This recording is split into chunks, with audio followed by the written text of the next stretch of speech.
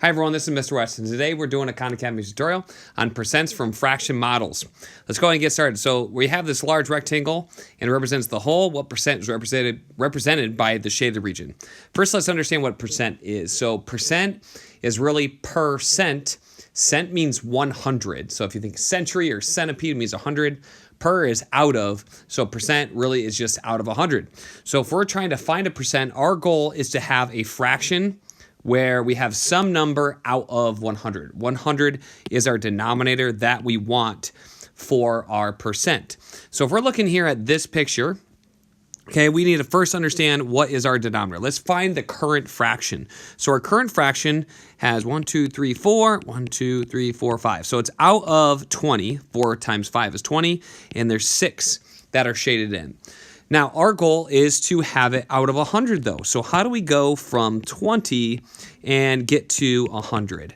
That's our goal. So to understand that, we need to think, okay, similar fractions, we can multiply the top and bottom by a number as long as we do that same number multiplied to the top and bottom. So we want to get that fraction to have 100 as the denominator. So let's multiply by 5. 20 times 5 equals 100. So we need to multiply the top by the same thing. 6 times 5 equals 30. So now our new fraction is 30 out of 100, and we know that's equal to 30%.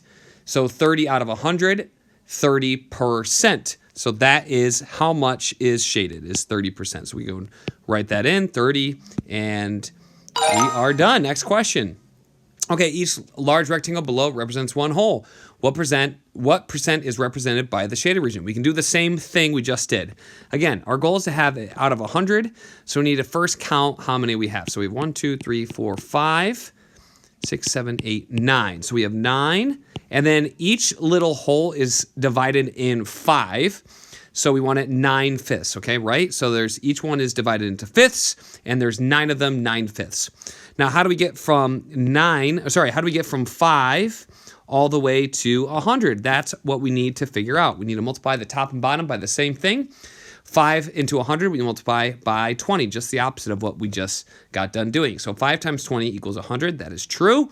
There's 5 $20 bills and a $100 bill. And then we need to multiply 9 times 20 also. 9 times 2 is 18 with the 0, 180. So 180 out of 100, that equals 180%. So again, if there's more than a whole, this one would be 100%, right? This one is 80%, and if we combine the two, that is 180% out of the total, okay? So what percent is represented by the shaded region or shaded area? That is 180%. Next question.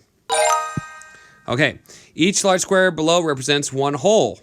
Okay, so it looks like there's 2 squares here, so it looks like we're going to be over 100% once again. So we need to first decide 1, 2, 3, 4, 5. 1, 2, 3, 4, 5. Okay, it's out of 25.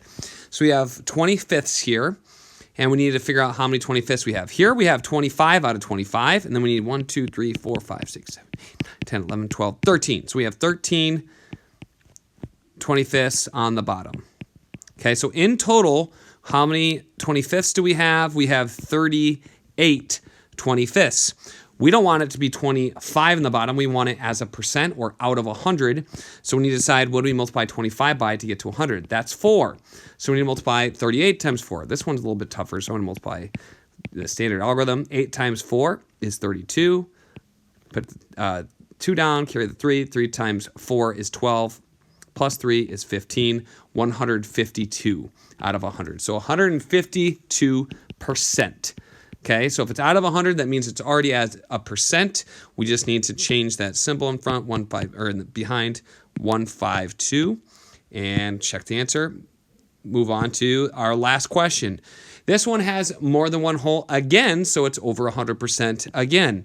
I'm guessing these are tenths, but let's just double check. 1, 2, 3, 4, 5, 6, 7, 8, 9, 10.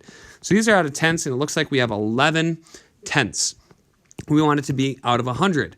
We multiply 10 by 10 to get to 100, but we also have to multiply the top by 10 also. Whatever you multiply to the bottom, you have to multiply to the top.